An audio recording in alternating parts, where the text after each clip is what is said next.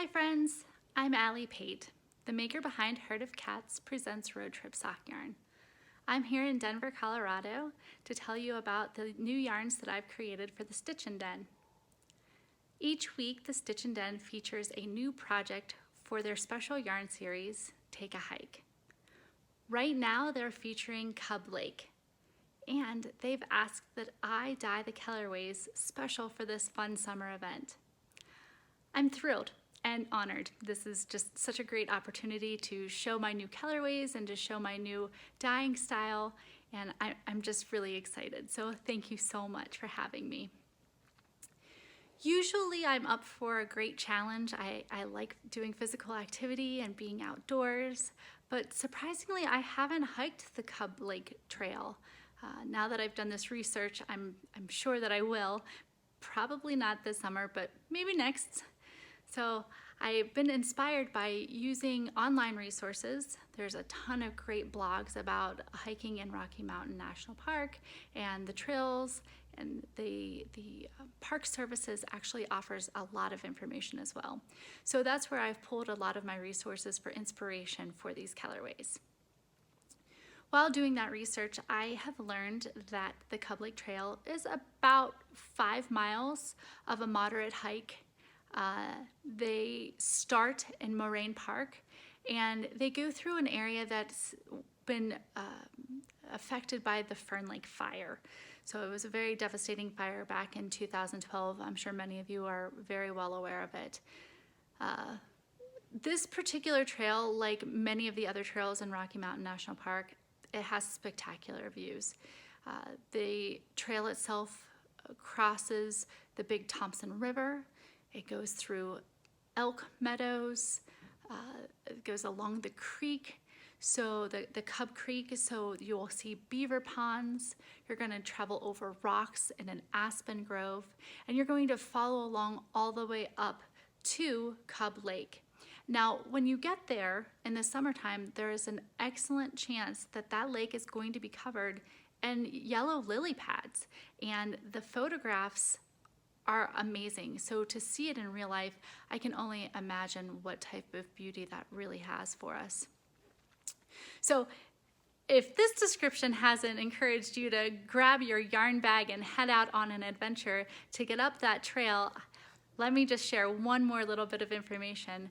This trail boasts over 80 different varieties of wildflowers. That's just, I was in awe when I read that, and then I saw the pictures, and oh my, that is definitely encouraging to get me up there. So there's the wildflowers that are peeking their little faces out from behind the grasses, encouraging you to get to the top of the Cub Lake Trail so that you can see Stones Peak right in the landscape, and it should just be absolutely gorgeous. So these yarns are inspired by some of the main features that I've been reading about. You're going to see names like the Moraine Park, the Fern Lake Fire, the lily pads and the lily ponds.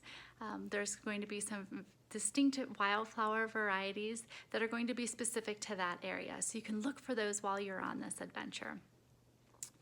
Now, much like stitching, I have to focus on slowing down and appreciating the moment for what it is.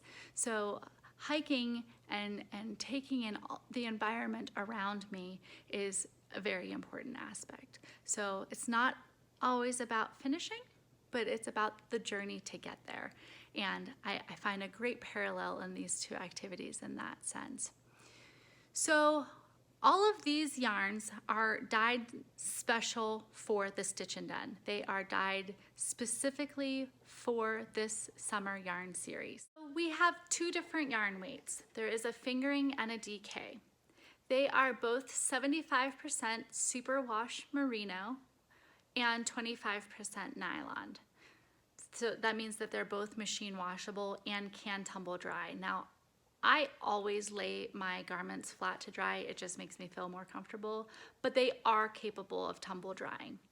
The fingering weight has 400 meters per 100 grams, and the DK has 225 meters per 100 grams. So I want to tell you a little bit about this dye process because it's newer for me. This is something that I've been practicing with, and I wanted to make sure that these yarns were going specific for this Cub Lake trail. So I don't have the Cub Lake yarns because you have them at the Stitchin Den, but I have other skeins that are dyed in the same fashion to show you, to demonstrate the different process so that we can be a little bit clearer with how this is going to work. First up, we're going to do the fingering weight. And this is the 400 meters fingering weight, 75-25. The first step is to do the gradation. So on this skein, that gradation, I'm going to pull back a little bit, that gradation is the purple. So I will hand submerge very slowly to get a nice gradation throughout the skein. Then that goes into the second kettle. The second kettle is going to be mega speckles. That's what I like to call them. There's a lot of speckles on here. Let me try to go through all of this. And you can see that I've made a conscious effort to really try to speckle throughout. So if you pull open the skein, you're going to see speckling in there. Sometimes my speckles just land on the surface, and I really want to make sure that they're throughout the entire skein. The third kettle is going to be the stabilizing kettle, and that's going to bring everything up to a boiling point and just let it hang out there for a while. I want the fiber and the dye to be the bestest of friends. So that's the last stage. I have another skein I want to show you that has a really great example. There's a higher contrast here with the speckling, so you'll be able to see how that speckles to the insides there. The contrast is because it's with a black gradation. So we'll flip it over. You can see inside here. I'll try to pull it apart for you, up nice and close so you can see all the speckles. All right. Now, the next step after that stabilizing boil that hangs out there for a while, it's going to come down to room temperature again, and I'm going to just rinse the yarn. It's just rinsed in water, and I want to get any of the potential loose dye particles off of the yarn and into the water. The next step is going to be a synthropol bath, and it's a wool wash, and it will pull everything out. I very rarely ever see color in my water, so the synthropol is usually pretty clean. Now, to get the bubbles off from the wash, I go back into another rinse. And I know that this sounds like a lot of water, and you are absolutely correct, it is. So I try to collect as much of that water as I possibly can to reuse it as many times as possible. It just seems like a really good idea to do that, especially in the heat of the Colorado air. I don't want to be wasting if I don't need to. I also have a DK here, so I want to show you the DK, and this DK has a tag on it, so this is going to be good to show you. Each of these skeins is dyed in buddies, 2 in a kettle at a time, and you will find that there are larger quantities. There are 10 skeins that are all the same color, 6 skeins, 4 skeins for different projects. It gives you some options for the different variety of sizes. And they all have the same recipe, but they're dyed in buddies. There's always going to be 2 of these guys together. And to be able to find that here's my tag, on the inside of the tag, you can see there's a sticker, and the stickers match. So if you're looking for 2 from the same kettle, then you're going to match up the little buddy stickers. Now, just because they're in the same kettle does not mean that they're going to be exactly the same. It just means that they are going to be the most similar from that grouping, or that dye lot, that colorway. All of them have the same math. It's just buddies are buddied up together. So this is, like I said, the DK, 225 meters, 75% superwash merino, 25% nylon. And I love this base. It gets softer every time you wash it. Just when I think it's not gonna get any softer, I wash it again, and I'm always impressed with how luxurious it feels when it comes out. So that's the 75-25 is a very nice, comfortable, wearable yarn to work with. So I made myself a little note here to make sure that I got all of the important points on here. We've got our buddies, machine washable, 75-25, DK and fingering, and we went through all the processes of dyeing. So I think that those are probably the most important points. If you have any questions, please do not hesitate to reach out.